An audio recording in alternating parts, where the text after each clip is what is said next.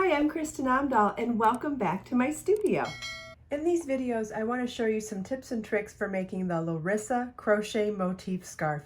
This beautiful scarf is a one-ball project. It is a simple one-round motif that is joined as you go without cutting yarn between motifs. It works up quickly with only 2 ends to weave in at the end and makes a fantastic last-minute gift. You will need 300 yards of number 2 sport weight yarn, a G6 or 4mm crochet hook, yarn needle, and scissors. The project shown is in Sporty BLING yarn in color Meteor Shower.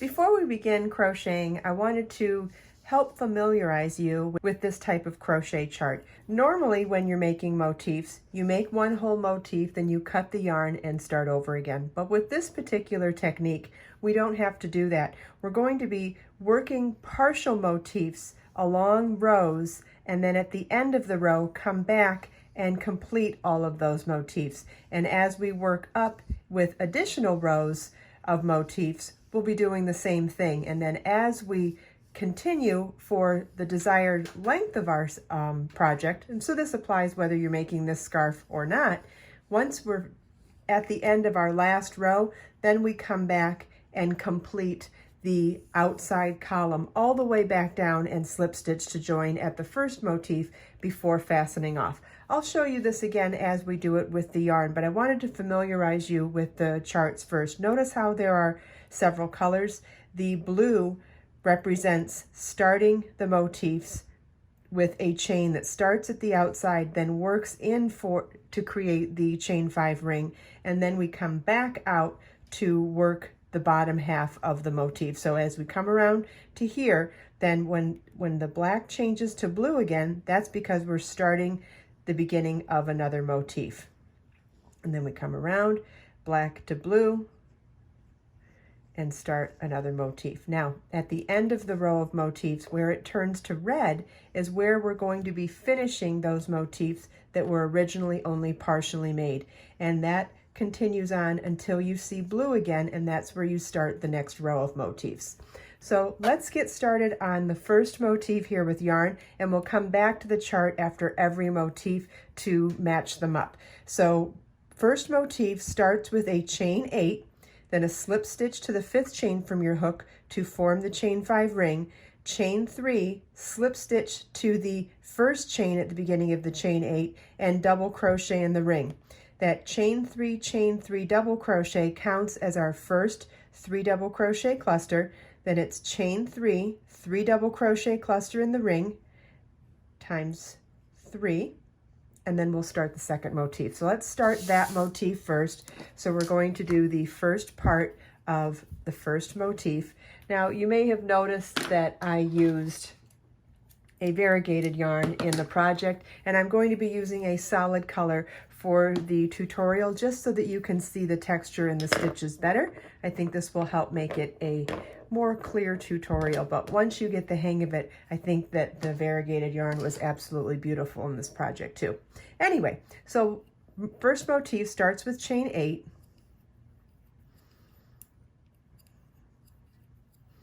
slip stitch to the 5th chain from your hook to form the chain 5 ring, chain 3, then we have those 3 remaining chains here, slip stitch into the first chain, and then work a double crochet in the chain 5 ring.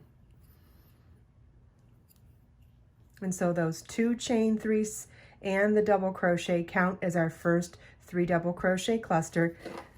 Then the instructions say chain 3 and 3 double crochet cluster 3 times in the ring. Double crochet cluster is yarn over your hook, insert your hook in the ring, yarn over, pull up a loop, yarn over, pull through 2, yarn over, insert your hook in the ring, yarn over, pull up a loop, yarn over, pull through 2, yarn over, insert your hook in the ring, yarn over, pull up a loop, yarn over, pull through 2.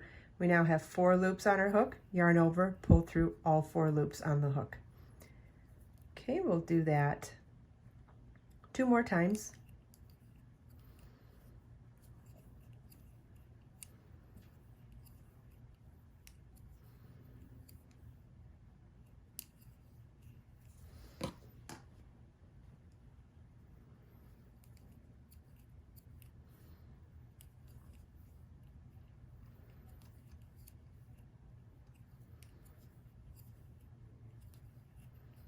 Okay, and so this is what our first motif partially completed looks like. And if you compare it to the blue and black representation on the chart, it looks very similar to what it shows on the chart. So now we're ready to partially begin our second motif, and this starts with a chain 9, follow in the blue, chain 9, slip stitch to the 5th chain to form your ring, chain 3, slip stitch to the 3rd chain, leaving that last chain unworked, and then we'll work chain 3, 3 double crochet cluster in the ring 3 times. Okay, so let's do that with our yarn now. Chain 9,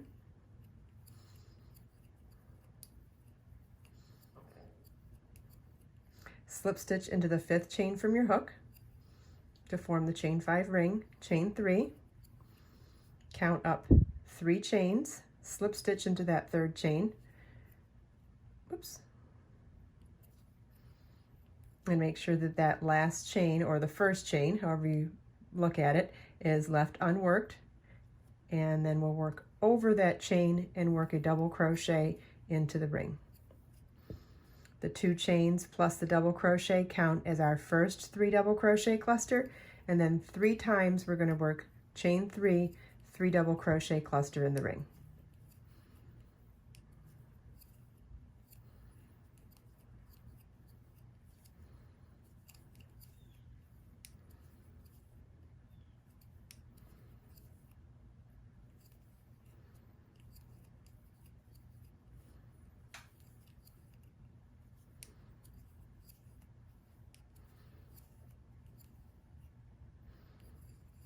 Okay, and now our second motif is partially made. So I'll set our work down now so you can take a look at that again. And we'll compare it with the chart again. So now notice on the chart also it says motifs 2 through 29. The reason it says that for this motif is because for this particular scarf, we do a row of 30 motifs, and then we do 4 rows of the 30 motifs to complete the scarf. So if you wanted to make this exactly as written, you could do 3 motifs, but I'm going to do 4 motifs wide for the demonstration just to show you that this is the one that we repeat if we're repeating at all to make this longer. So we'll do one more of motif 2, chain 9. Okay, and this is what your work should look like at the end of the 3rd motif. Now, this is the motif that you would continue to repeat if you were doing the scarf. You do it up through 29 motifs, and it'll be the 30th motif that is the last one for the first row of motifs.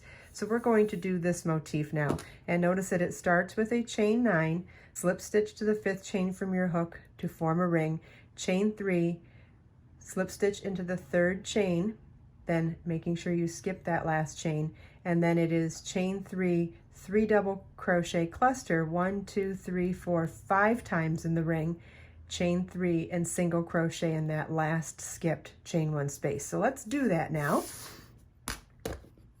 So we start with a chain 9, then slip stitch into the 5th chain to form your chain 5 ring, chain 3, slip stitch into the 3rd chain, working over those 2 chains, double crochet in the ring, then 5 times we'll work chain 3, 3 double crochet cluster in the ring,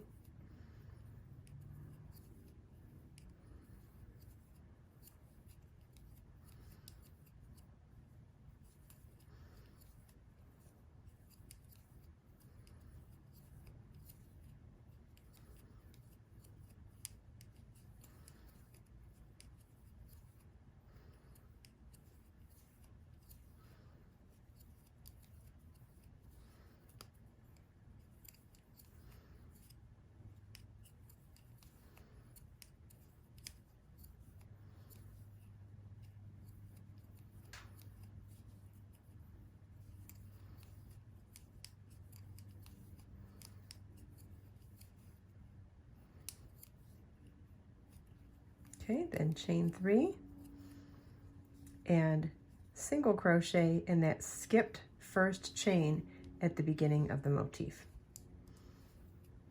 Okay, so I'm going to set this down again so you can see what that looks like. And as you can see, we have our first completed motif.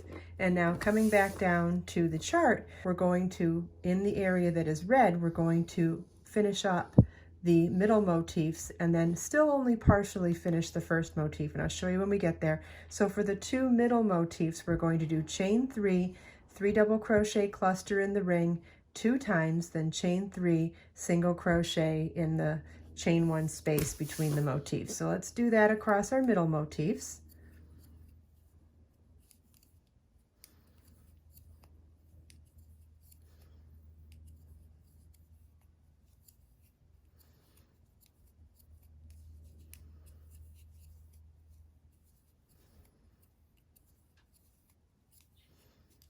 Chain 3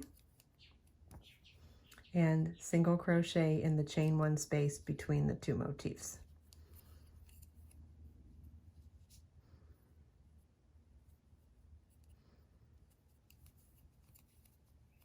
We'll do that again for the second middle motif, and for however many middle motifs you have, you will do the same repeat.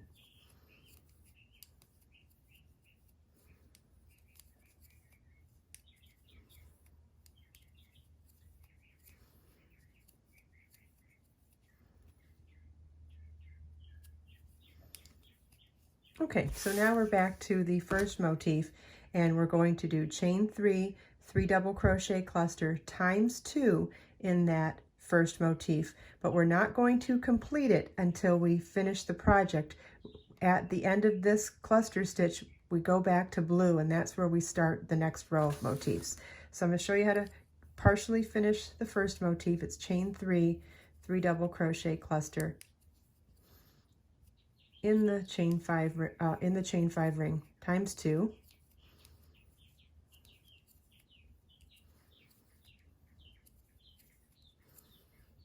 Okay, and then we will finish that motif at the very end of the project. So this is what your work should look like at the end of the first row of motifs, remembering there's always a first, always a last, and it is the motif in the middle that you can repeat as many times as you want for whatever size project. If you're making the exact same Larissa scarf without any modifications, it would be 1, 2 through 29, and 30. In the next video, I'll show you how to work the second row of motifs and join them to the previous row of motifs as we go. I hope you enjoyed this video. If you have any questions at all about anything we talked about in this video, please leave them for me in the comments.